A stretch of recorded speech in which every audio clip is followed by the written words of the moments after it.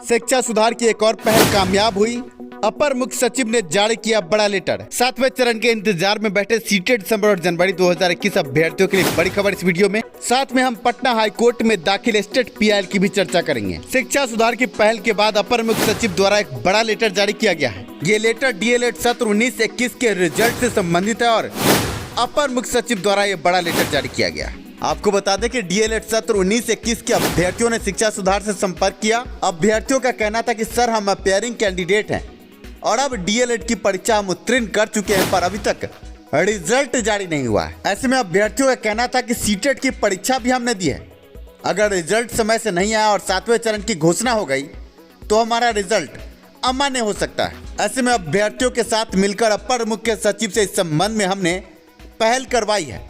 आपके स्क्रीन पर आप देख सकते हैं एक बड़ा लेटर, और इस लेटर से 7वें चरण के इंतजार में बैठे सीटेट दिसंबर जनवरी 2021 भी सीधे तौर पर प्रभावित हुए हैं। उनमें खुशी की लहर है, क्योंकि अभ्यर्थियों को ऐसा लगता था कि 7वें चरण में सिर्फ माध्यमिक और उच्चतर माध्यमिक की बहाली आएगी, जबकि पिछले दिनों हमने अपर मुख्य सचिव से इस संबंध में वार्ता की थी और उन्होंने प्राथमिक, माध्यमिक और उच्च माध्यमिक तीनों की बहाली आने की बात कही थी। ऐसे में वार्ता के ऑडियो से आपको रूबरू कराते हैं, साथ में इस लेटर में क्या लिखा है इससे आपको रूबरू कराएंगे। साफ लफ्जों में 7वें चरण में माध्यमिक और उच्च माध्यमिक के साथ प्राथमिक की भी बहाली आएगी, इस लेटर से साफ हो चला है। शिक्षा सुधार की एक और पहल, बड़ी पहल कामयाब हुई है।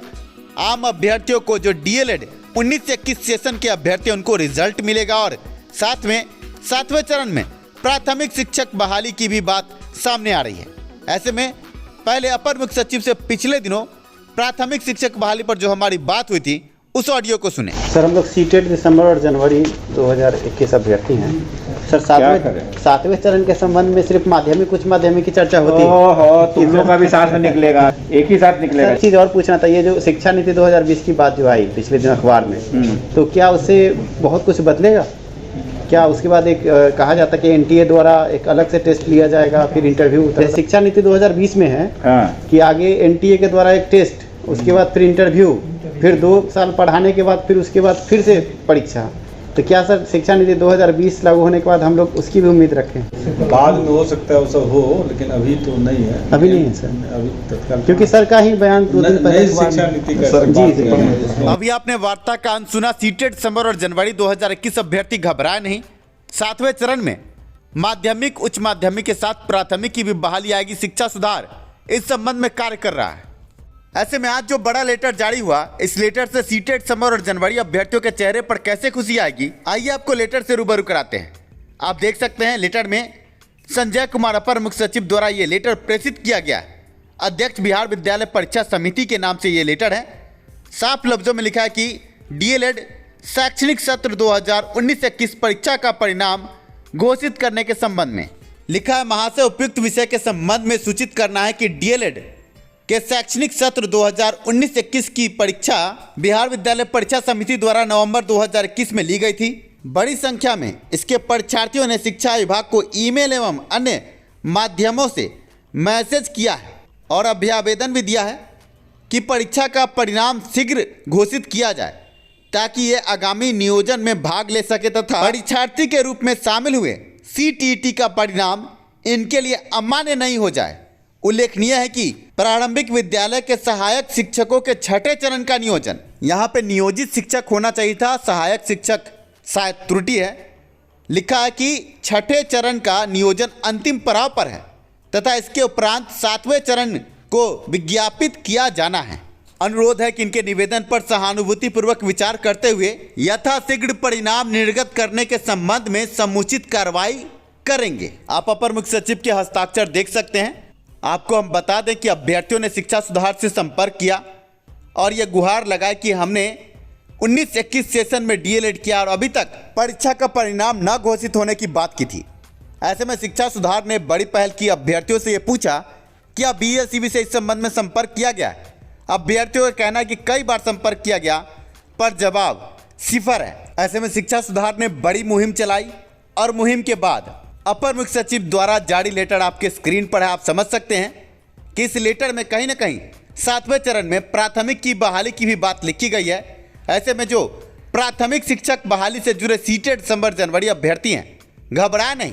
शिक्षा सुधार ने आपका हाथ कभी नहीं छोड़ा है। इस वीडियो को देखने के बाद सीटेट दिसंबर और जनवरी अभ्यर्थी समझ चुके होंगे कि शिक्षा सुधार सिर्फ कहता ही नहीं, आगे बढ़कर कार्य भी करने में सहयोग करता है। अब बात स्टेट 2019 इन मेरिट अभ्यर्थियों की करेंगे। स्टेट 2019 इन मेरिट अभ्यर्थियों, आपको जैसा कि पता है कि 17 फरवरी 2022 को आपका केस पटना हाईकोर्ट में लिस्टेड है। शिक्षा विभाग की तरफ से काउंटर यानी जवाबी हलफनामा हमारे अधिवक्ता को अब मिल चुका है। ऐसे में 61 पन्ने का जवाबी हलफनामा है, जिसका जवाब यानी रिज्वाइंडर हमें फाइल करना है 2 सप्ताह के अंदर। इसके अलावा एक आईए भी फाइल करना है। आप जो भी स्टेट इन मेरिट अभ्यर्थी इस वीडियो को देख रहे हैं, आप अभ्यर्थियों को शिक्षा सुधार का साथ देना चाहिए, क्योंकि आगे आपका केस बहुत बड़ा है और इससे 30,675 अभ्यर्थियों का भविष्य जुड़ा है।